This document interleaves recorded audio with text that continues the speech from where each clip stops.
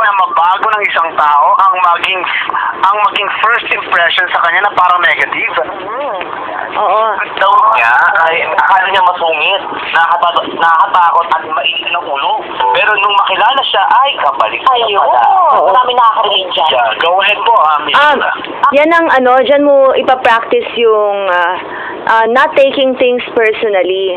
Kasi kahit yung mga interviewer, alam naman nila that first impressions are usually not very reliable. Kaya nga may mga pagkakataon, either paghihintayin ka, or pababalikin ka, or iba-iba yung mag-i-interview sa'yo.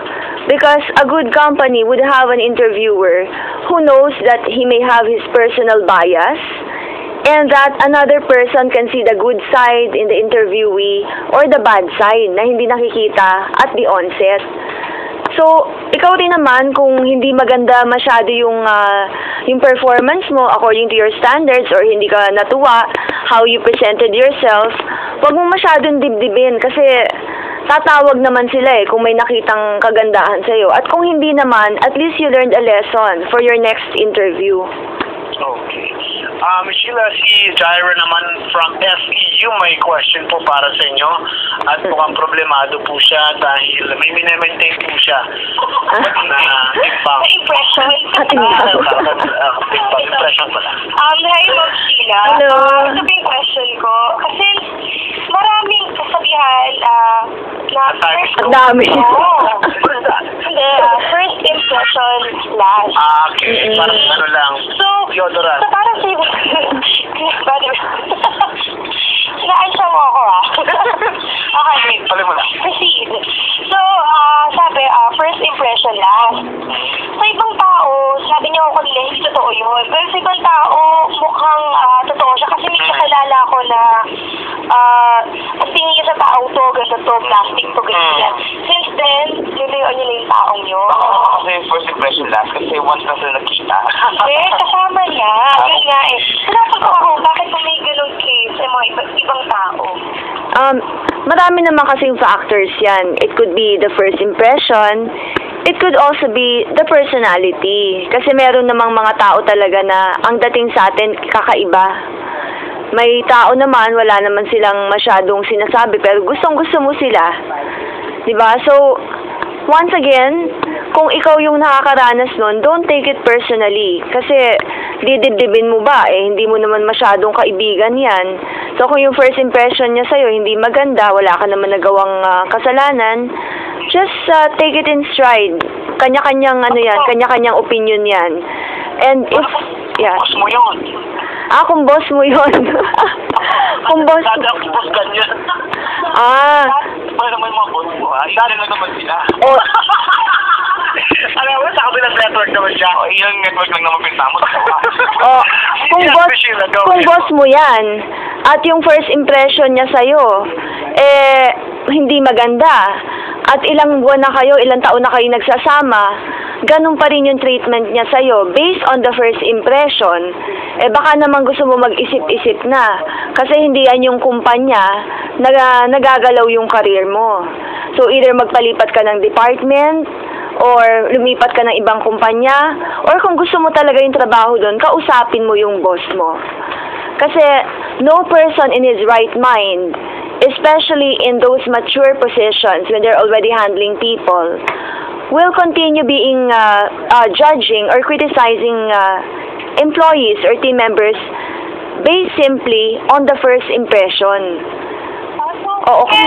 Alam niyo sa sarili niyo na, kunyari ako, laging bad impression yung mga tao sa akin. Saan ko ba sisimulan? Sa pananamit ko ba? Pananalita? Pagkilot? Okay, so, umusad na tayo, nakapasok ka na sa trabaho. Tapos yung first impression mo, you're saying is, yung impression ng mga tao sa'yo is not so positive. Diyan ka naman mag-reflect. Most likely naman may isang tao or dalawa na maaasahan mo sa kanilang opinion, and they can tell you, is it your outfit? Kung yung pananamit mo, may nava-violate, like if it is too short or if it is too informal, then make the adjustment. Kasi the fact that you're working with that company means that you agree with the values of that firm. Siya po, sila ang mag-a-adjust para maging maayos yung environment or maging maayos din siya sa kanyang mga kasama. Oo, yung kung sino yung nakakaalam, parang sa pag-aaral din yan, ang magaling na teacher, siya yung nag-a-adjust sa mga estudyante. Okay. And in the same... Sorry po, Miss Sheila. May tanong lang po si Zara. Gusto niya pong ihako lang kanyang tanong kasi napapagod na po. Tatak mo. Ano? Sige. Miss Zara, go ahead. Miss Sheila, tanong ko lang po yung kung ano po mga maibibigay yung tips katulad sa aming mga maiiyain, gano'n. Mahihayin ka talaga yung mahihayin ka. Mahihayin ako ba? Parang hindi. Ayaw, may sinasabi ko si Viva Rachel sa control. Sige, anong tanong mo? Yun po. Yung mga maiiyain po na nag-a-apply ng trabaho. Alam mo, maraming mga matatagumpay na tao, successful leaders, who are initially shy. Pag nakita mo sila, hindi sila yung mangunguna sa conversation. But what sets them apart is that they've never compromised their personality. Kung ano sila, yun yung nakikita mo. They go out of their way so that they give excellent performance kung ano yung hanap ng trabaho. They say what is right, and then they are accommodating, pero mahihain pa rin sila. So walang problema dun. It's something that you can probably overcome depending on the situation. For instance, pag kinakausap ka, sumagot ka. Pag may maiko-contribute ka, sabihin mo. Pag may mali, i-correct mo. Pag ikaw naman ang na-correct, magpasalamat ka. So simple gestures like that. Hindi naman kung ayaw mo naman ng maingay, hindi ka naman kailangan mag-ingay, di ba? May mga personal rules ka dapat na hindi mo i-compromise, and one of that is lagi ka maging totoong tao. Any situation that requires you to be a different person is not the right situation for you.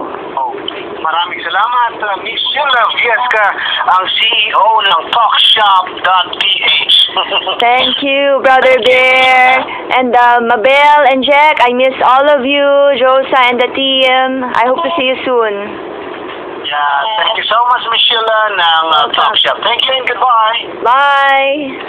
Bye-bye. Bye. Sheila, maraming salamat.